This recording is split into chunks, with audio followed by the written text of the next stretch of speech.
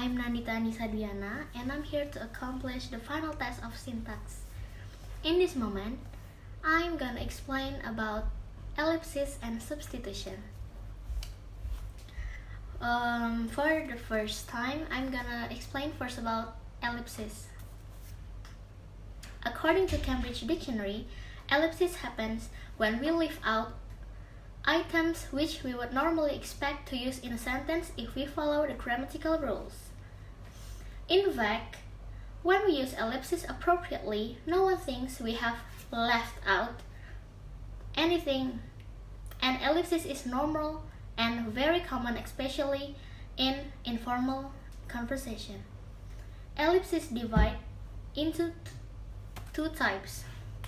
What are they? The first one is textual ellipsis. We can use textual ellipsis when we can easily understand everything in the sentence because of the surrounding text. For example, we know that certain verbs and adjectives can be followed by a that clause. So if we see a clause, if we see a clause without that after such verbs and adjective, we assume that the writer or speaker wants us to understand the same thing as a that clause. So without further ado, let's see the examples. I wrote the examples, so let's see the first example here. We went for a walk and we took some lovely photos. So I'm gonna explain that the ellipsis is this one. This one is an ellipsis in the sentence, in the whole sentence. Ellipsis is when we leave out the we in this sentence. So I'm just gonna say, we went for a walk and took some lovely photos without the we in here. So that's the situational ellipsis is divided into 8 types. The first one is subject pronouns. The second one is subject and auxiliary verbs. The third one is auxiliary verbs. And the fourth is question with question tags. The next one is articles. Next one is fixed expressions. Next one is, and the last is substitution. We are going to the first type of ellipsis. Do you know that we use situational ellipsis when we don't need to mention someone or something because it's obvious from the immediate situation? Situational ellipsis means we don't need to use the subject pronouns. This is quite informal. Like, bye, hope you have a nice holiday. Or, I saw Janine in town. Said she's getting married next year. In the formal conversation, we are gonna say like, I saw Janine in town.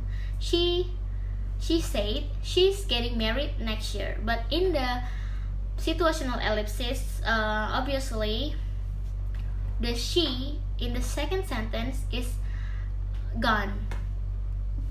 So the example is, I saw Janine in town. Said she's getting married next year. So the second one is subject and auxiliary verbs.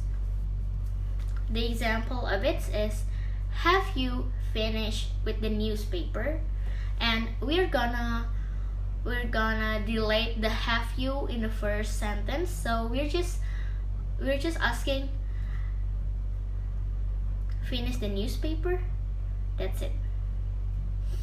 And the second example of subject and auxiliary verbs is, I've lost my car keys again. Have you seen them? I'm gonna erase the I've in the beginning of the sentence. So it's just lost my car keys again. Have you seen them? That's it. So we are gonna go to the third of situational ellipsis. It's auxiliary verbs. Have you finished your essay yet? So I'm gonna clear the have in the beginning again. I'm gonna say like, you finished your essay yet?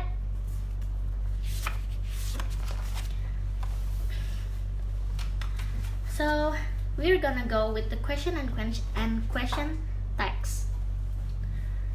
The example of question with question text is, he gave up on his job, did he? You wrote the local newspaper, did you? Now, the question with question text here is the did he and did you in the end of the sentence. So we are going to, last but not least, of situational ellipsis. This is articles. The example of articles is, the dog wants to go out. Can you open the door for him? Let's clear the first word again. Dogs want to go out. Can you open the door for him? That's it. In the last of situational ellipsis, we are going to fixed expression. So the example of fixed expression is, I can't read that. I'm as blind as a bat without my glasses. I'm as blind as a bat. It's just an idiom, a metaphor. So the fixed expression in this sentence is, I'm as blind as a bat without my glasses. So we are done with ellipsis, and I'm going to explain the whole thing about substitution. Substitution. According to the Social Network for Learning, substitution and ellipsis are methods to avoid repetition in sentences. Substitution are made using words like it, one, do, there, that, so, neither, and not. In the other hand, substitution is the replacement of a word or phrase with a filler word. Okay, let's see. I have some example about substitution. Here we go. It's a poem, right? I never saw a purple cow. I never hoped to see one. But I could let you anyhow. I'd rather see than be one. So the substitution here is the one and one here. To avoid a repetition of the sentences, we are going to use substitution. In the one, we can use neither, we can use that, so, and do, there, something like that. And this author of the poem relies on substitution to make his piece less monotone. In lines 2 and 4, one is used in place of the purple cow. Substitution is not restricted to writing and can be found in many types of media. Here it comes, the example from television and speeches. I got you to see this. Okay, let's see. Don't you ever read Times, Watson? I've often advised you to do so if you want to know something. So it's a quote from Sherlock Holmes movie. So we can see the substitution of this is so to avoid repetition, the author want to say time. So this so is reversed 2 times here. The authors avoid some repetition to not making it monotone.